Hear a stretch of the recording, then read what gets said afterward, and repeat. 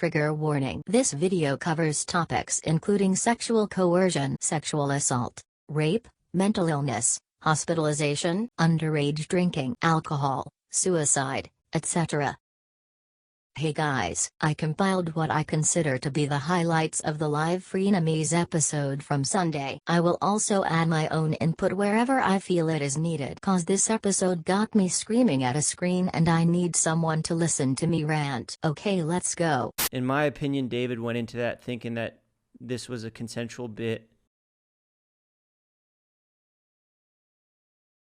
After a couple minutes of talking, it was clear there was no fivesome happening tonight. But by some stroke of luck and master negotiating, Dom made progress. I mean, he literally says it right there. Do I even need to say anything? You're linked to this, but I'm fucking innocent. I didn't assault a girl. No one said you did that. I don't know if this is one of his strategies or if he really just has no idea what is going on. To me it sounds like he's exaggerating allegations so he can say he didn't do them to make himself look more innocent when in reality no one accused him of that to begin with. So basically, Jeff got caught in 4K lying and luckily Ethan and Trisha brought the receipts. Did you and Todd go to the store to buy the alcohol? No.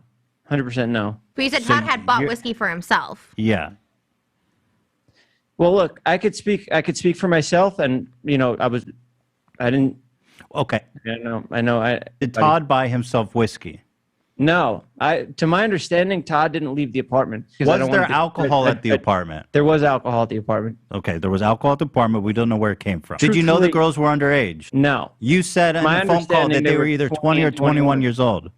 Yeah, to my understanding, yeah. So you did know that some of them were underage? Well, it's 20 underage for drinking. Yes, that's what I mean by underage. But let me ask you this. You say you were there for 15 minutes. Do you stand by that still? No. I was there for probably 30, 45, but I did go home. I didn't stay. Were you there the whole night? No.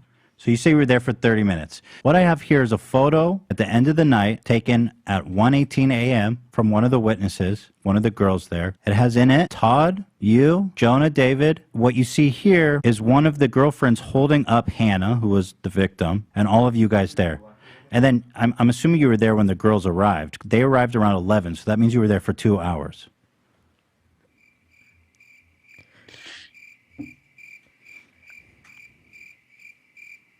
Okay. She was puking and clearly very, very, very intoxicated. And you guys are all there. So I have a hard time believing that all the guys there, including you and David and all you guys, didn't know that this girl was like borderline blackout. Well, I certainly wasn't there when they were having sex. The question was, were you aware of the state she was in when this photo was taken? Jeff's response was, I definitely wasn't there when they were having sex. He couldn't think of a response to Ethan's accusation, so he instead brought up another accusation he felt more comfortable speaking on, even though no one was talking about that.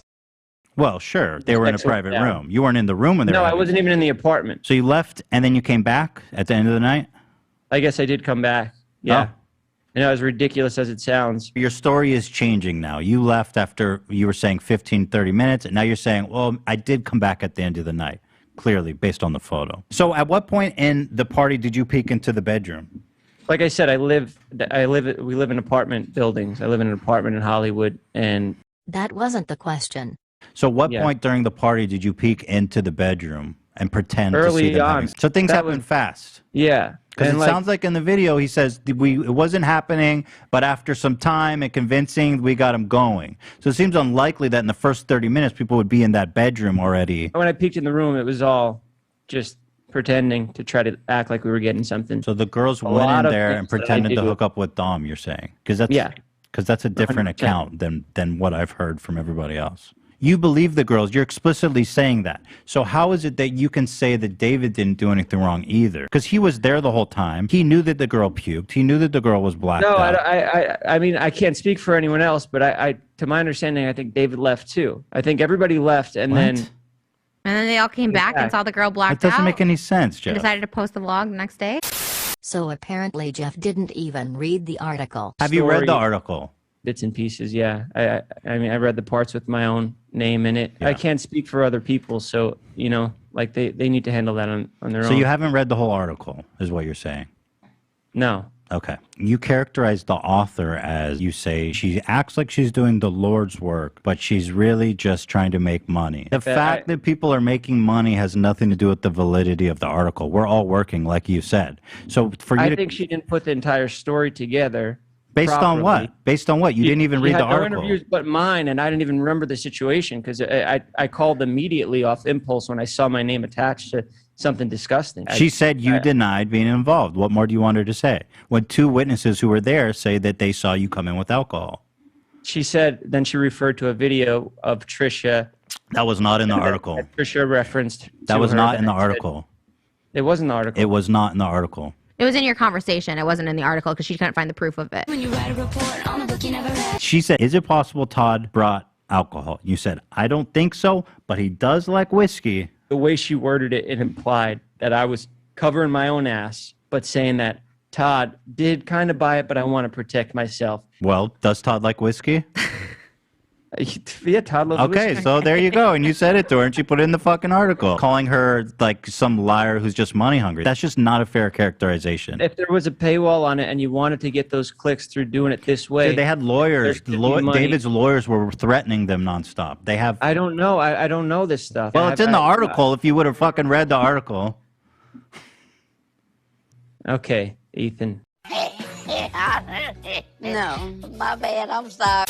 To me, the problem is Dom. He's the one who did the essay. And David. David? Yes, very much. Also David. Alcohol, my filmed understanding, it. David had no recollection of this. Sorry, but that just makes absolutely no sense. David literally recorded all of this and he was probably the most sober out of all of them, so if anyone were to remember what happened it would be him. He's digging his grave at this point. Except the tag. Come on. You're, He filmed it. He was there with the limped out girl. He went back to get the closure of the thing. He got the text message a year and a half ago. He removed the video. I thought he faked the shot the next day. The girl, you're in a photo of the girl after she was assaulted being held up by her friend drunk, dude. If you really didn't know and you see a girl like that, maybe don't include her in the vlog. Her face wasn't blurred in the original vlog. I don't control that stuff. Okay, but David does. He admits he's been discrediting Trisha because she flashed him. In all fairness, Trisha, I mean, the first time we met, you flashed me. We asked permission. It wasn't like I just did David that. asked. Huh? Maybe David asked. But You guys. They asked you guys. I would never ask to see Jason's girlfriend's boobs. No, you didn't ask to see them. He said, can Trisha flash you? And you guys were like, yeah. Trigger warning. Mentions of attempted suicide and hospitalization. Go to 838 to skip. Also admits to discrediting her because she was suicidal and was hospitalized for overdosing. Not sure what that has to do with anything but his words, not mine. But why discredit me in these? What, because I flashed you because I was in a hospital? Now I'm not a credible source that I didn't... I mean, you were declared 5150 that night, correct? Because I overdosed. You get 5150 if you're attempted suicide. Yeah. It's not because I'm crazy as I try to kill myself. I only heard Jason's side of the story where he tried to avoid any contact with you at all because you were suicidal. You're discrediting me by witnessing this because I tried to kill myself. You're like, well, just try to kill herself, so don't listen to what she has to say. No, I'm apologizing for that. I'm apologizing for discrediting you. I'm just explaining why at first I did discredit you. Then the Starbucks situation happened. I know you guys had a nasty breakup. You drove your car into his house and stuff like that. So I just didn't want to be involved. And I saw you and I left because I didn't want to have an interaction with you at all. But you think that's why I corroborated the story when I got reached out to for comment? You think I'm doing this as like a vendetta? At the time, I did, yeah. I thought that it... But take me out of the article. These two girls still said you were the one who supplied the alcohol. So if I never gave a comment, it would still have the same story that you supplied the alcohol without me involved. But your only line of defense is to attack me. Well, it was because the article had a story from you saying that it was a barbershop episode. Oh my god, it was not in the article, my guy. They've said this like 5 times already. This barbershop episode you keep using as your source to discredit Trisha was not even mentioned in the article. Trisha explained that it was in your conversation with Kat the reporter, but she never included that part in the conversation because she couldn't find proof for it. He keeps insisting it was in the article when he literally admitted like 5 seconds ago that he did not read it. So that not in the article. It wasn't in the article.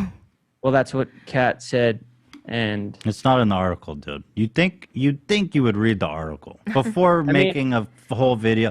Anyway, listen, we're talking in circles a little bit. Refuses to acknowledge Todd and David's fault in the situation because he can't speak for anyone. Right. That is, unless it's Trisha or Kat or the victims or the witnesses or literally anyone who isn't your fucking friend like Jesus Christ, dude. well, I can only speak for myself, really. You know, I talked to Todd, and genuinely, he told me that he didn't buy the alcohol. Alcohol was there. Their girls drank. I didn't see them drinking. I wasn't there for that. But again, this is so long ago. It's tough for me to really bring this all together. So how are you so quick to claim your innocence and attack the reporter when all she did was provide facts and evidence using information given to her by the people involved? And going as far as to say that Kat is only doing this for money and nothing else? And sending people to her Twitter page to attack her?